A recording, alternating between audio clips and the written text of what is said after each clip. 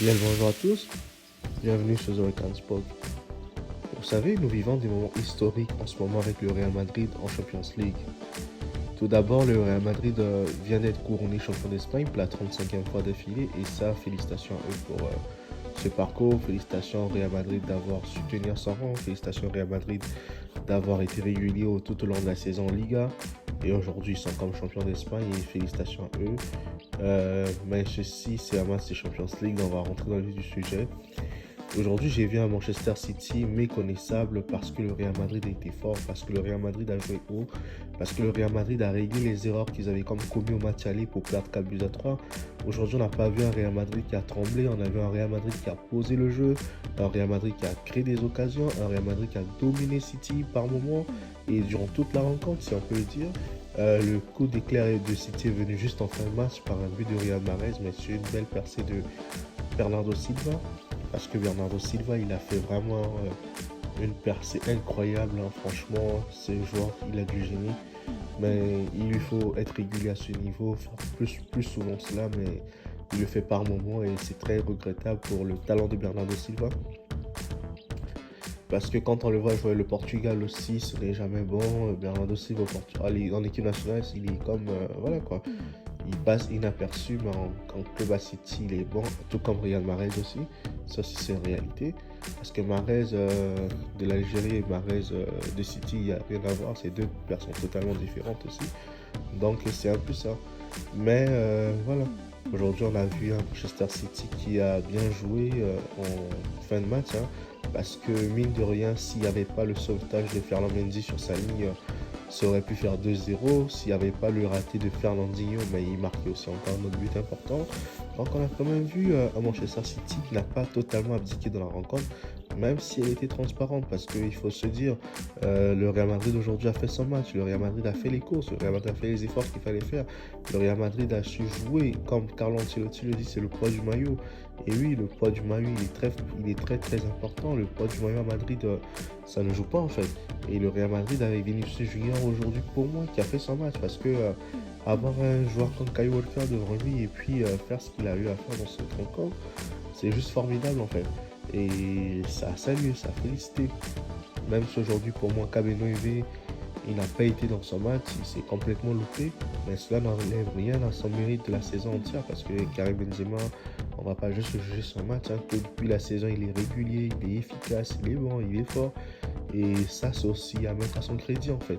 Il a su transformer son pénalty qui sauve sa rencontre, mais sinon, on ne peut pas lui en vouloir de ne pas avoir pesé sur la défense aujourd'hui de Manchester City. C'était pas son match, c'était pas son jour. Les Citizens l'avaient bien cadenassé, ils l'ont bien contré. Mais c'était ça. Il faut plutôt s'appuyer sur un Thibaut Courtois aujourd'hui qui a été décisif comme d'habitude. Hein. Vous savez, les grands clubs qui gagnent les Champions League, c'est parce qu'ils ont des grands gardiens. Et Courtois, on nous le coach année après année, saison après saison, qu'il est l'un des meilleurs gardiens du monde aujourd'hui. Même si Dembélé gagne la Champions League, mais Courtois, pour moi, il est largement meilleur gardien qu'Alisson. Parce que quand tu as un Courtois dans les buts, tu peux se rassurer que Alisson à Liverpool, franchement, et je m'inquiète même pas pour le Real pour cette finale parce que je sais qu'ils vont l'emporter à nouveau. Ça, ce n'est que mon avis personnel. Hein. Donc, c'est ça. Sinon, dans la rencontre, les gens ont pu critiquer par exemple les changements qu'a opéré un Pep Guardiola. Mais les amis, quand même, sérieusement, Guardiola, qu'est-ce qu'il pouvait faire d'autre que de faire ces changements qu'il avait à faire? Gundogan a apporté des choses. Hein. Gundogan, c'est lui qui casse le milieu de terrain avec ses passes pour Bernardo Silva. S'il n'y a pas Gundogan, il n'y a pas de but là. Faut qu'on se dise la vérité. Kevin De Bruyne était nul dans la rencontre. Il n'a rien prouvé, il n'a rien fait. À part crier sur Mahrez, à part s'énerver avec Mahrez. Mais qu'est-ce que De Bruyne a fait aujourd'hui? Il ne servait à rien aujourd'hui. De Bruyne a ses matchs. Comme le match aller, oui, il était bon, mais au match retour, il n'est pas bon du tout.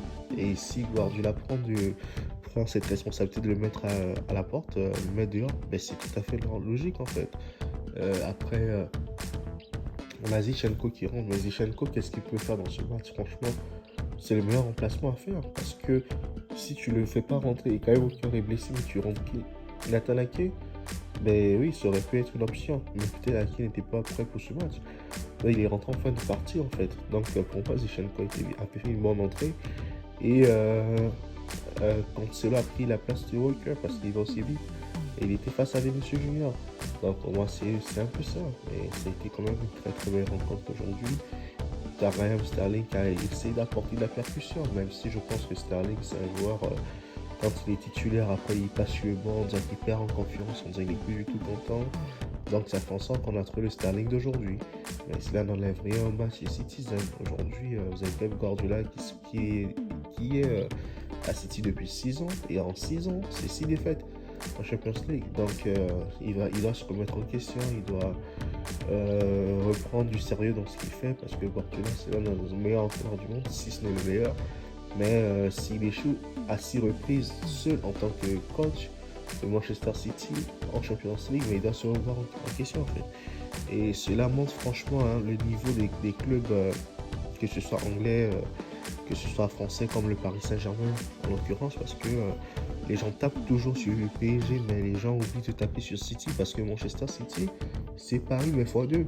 Manchester City, c'est le PSG, mais en mieux quoi. Manchester City a un beau jeu par rapport au Paris Saint-Germain, a une vraie équipe par rapport au PSG, mais le Manchester City n'y arrive pas en fait. Et donc si Manchester City n'y arrive pas, je vois pas comment Paris va y arriver en fait. Ce sont les mêmes équipes, c'est un destin lié, ils sont ensemble, ils font ce qu'ils ont à faire, ils recrutent des joueurs à coups de millions, et par la suite, vous voyez ce que ça donne, ça donne rien de bon par la suite, parce qu'après, ce sont des clubs qui se font éliminer par les clubs historiques comme d'habitude, ce n'est pas une surprise. Aujourd'hui, le Real Madrid a éliminé Paris, ils ont éliminé Chelsea, même si Chelsea a la Champions League déjà 2 fois. Mais Manchester City, un club inconnu, qui est parmi les grands, qui entre dans la cour des grands aujourd'hui, mais qui a les mêmes soucis que Paris Saint-Germain. Moi, je pense que c'est le boulet des Anglais, parce que eux, ils gagnent tout le temps la première ligue, mais arrivé en Champions League, sur la scène continentale, ben là, ils ne foutent rien, là, ils ne savent plus jouer. Et c'est totalement comme le PSG, mais malheureusement, les gens vont plus voir le Paris Saint-Germain que voir Manchester City, alors que ce sont les mêmes symptômes, mais City, c'est en mieux. Voyez un peu, donc c'est ça. Et donc, moi, tout pour faire court, je veux juste encore saluer la performance de Rodrigo. Mais quel joueur ce Rodrigo! Franchement, c'est un joueur qui nous a laissé des belles choses. C'était en 2020, il nous a laissé parler de très belles choses en 2020. Il a fait franchement des bonnes impressions, il était décisif, il avait apporté des choses qu'on ne voyait plus dans ce club de Real. Mais voilà, comme vous savez, la vie d'un footballeur ne dure jamais assez longtemps sur un terrain de football, parce qu'après, il y a les choix de l'entraîneur, il y a la réforme qui s'installe. Donc, il y a plein de sujets qui font en sorte que un joueur peut se retrouver du jour au lendemain sur le banc de touche, et c'est le cas de Rodrigo. Mais à chaque fois qu'il rentre, il est décisif, que ce soit contre Chelsea, c'est lui qui relance le Real. S'il n'y a pas Rodrigo, il n'y a pas but, peu importe la passe de Modric. Si Rodrigo ne fait pas ce qu'il fait pour marquer, il n'y a pas but, on ne parle pas de la passe de Modric en fait. Le but qu'il met sur la passe de Benzema, la réalisation, franchement, il est clinique ce joueur. Même en Liga, ce samedi, les buts qu'il met contre l'Espagnol, franchement, ce sont des beaux buts. C'est-à-dire que c'est un joueur qui est complet, c'est un joueur qui a grandi, c'est un joueur qui est mature, c'est un joueur qui est capable de porter le Real Madrid lui aussi quand Vinicius Junior le fait. Et ça, c'est tout à l'honneur de Rodrigo. On peut que le féliciter, on peut que lui dire allez, continue gamin, joue toujours, allez, donne toujours le meilleur de toi et joue comme tu sais jouer en fait, parce que c'est encourageant en fait. Et je me demande bien si Kylian Mbappé signe la saison prochaine au Real Madrid, comment le Real va jouer avec un Rodrigo qui est bon, avec un Vinicius qui est bon. Peut-être la place de Valverde, peut-être qu'il va la prendre, parce que Valverde, franchement, c'est un très très bon joueur, mais il ne peut pas jouer en attaque quand même. Et aujourd'hui, si vous pouvez bien voir le match du Real Madrid, vous avez senti qu'il manquait un Kylian Mbappé dans cette équipe en fait, parce que si le Real Madrid a un Kylian Mbappé, les profondeurs qu'il y avait, on appelle quand Vinicius Junior aujourd'hui, c'est loupé complètement des ballons, des actions de but, des actions qui l'emmènent droit au but. S'il y a Mbappé, ben moi je vois que Mbappé les met au fond en fait. Et c'est ça la réalité aujourd'hui. C'est-à-dire que Mbappé a un plus qui fait que le Real doit aller le chercher. Le Real doit le convaincre pour qu'il signe au Real Madrid, voyez-vous. Mais Vinicius Junior aujourd'hui, si c'était du Mbappé, en venait de ces 2 occasions face au but, il marquait en fait. Mais Vinicius, à chaque fois qu'il a des actions, c'est un joueur, je sais pas comment ça trotte dans sa tête. Il y a des fois il fait du bon, il y a des fois c'est du moins bon, mais ça n'enlève rien à sa rencontre. Donc voyez-vous. Donc pour moi c'est ça.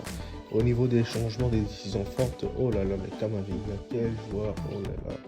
C'est un joueur extraordinaire, comme un grand avenir du football français. Il mérite, et c'est l'avenir du Real Madrid, Camavinga. Donc, ce qu'il fait aujourd'hui, ce n'est pas étonnant parce que nous qui l'avons suivi depuis Rennes, hein, franchement, on se disait déjà à Rennes que c'était un bon joueur, qu'il était déjà top, mais le voir à ce niveau en Champions League, en demi-finale de Champions League auto, oh là là là, ça c'est incroyable en fait les amis, c'est incroyable. Il faut avoir du cœur, il faut avoir des tripes, il faut avoir de la personnalité pour faire ce que Kamavinga fait franchement. Et pour moi, Kamavinga est en train de mettre Toni Kroos sur le banc de touche. Il est en train de mettre Modric sur le banc de touche. Il est en train de mettre Casemiro sur le banc de touche parce qu'il peut jouer à leur place aussi. Il peut jouer partout au milieu de terrain, mais je le préfère dans une position idéale. Et je préfère qu'on fasse rentrer Dani Ceballos, qu'on fasse rentrer Valverde au milieu de terrain, qu'on tente du peps à cette équipe, à ce milieu de terrain du Real Madrid qui est efficace, qui est très très bon. Et la défense, honnêtement, franchement, il n'y a rien à redire. Là, tu es un capitaine, là, tu es un patron en défense aux côtés de Militao, mais c'est du feu. Parce que Militao, aujourd'hui, hein, il a fait son match. Qu'on se le dise là, à l'aller, je sais pas, il avait peur peut-être du stade, des hooligans de Manchester City. Mais aujourd'hui, il a fait son match, il était régulier. Thibaut Courtois, impeccable. Franchement, si ce Real se qualifie, c'est à cause de Courtois. Ferland Mendy, incroyable parce que sur ce but que les chemins là, s'il n'était pas présent, ben, ça rentrait. Il a fait ce qu'il pouvait pour dégager cette balle et félicitations à Ferland Mendy. Même si c'est fait avoir sur le but de Mahrez, mais au moins cette action, je pense que ça sauve son match totalement et tout. Et voilà, moi je vais vous dire juste à très bientôt. Si vous avez aimé cette vidéo, n'oubliez pas comme toujours, hein, laisser un like, partager autour de vous afin qu'un grand nombre d'entre vous soient au courant des prochaines publications de The Rican Sport. Et aussi abonnez-vous si vous n'êtes pas déjà abonné à la chaîne. En tout cas, moi je vous dis merci et à très bientôt pour une prochaine analyse.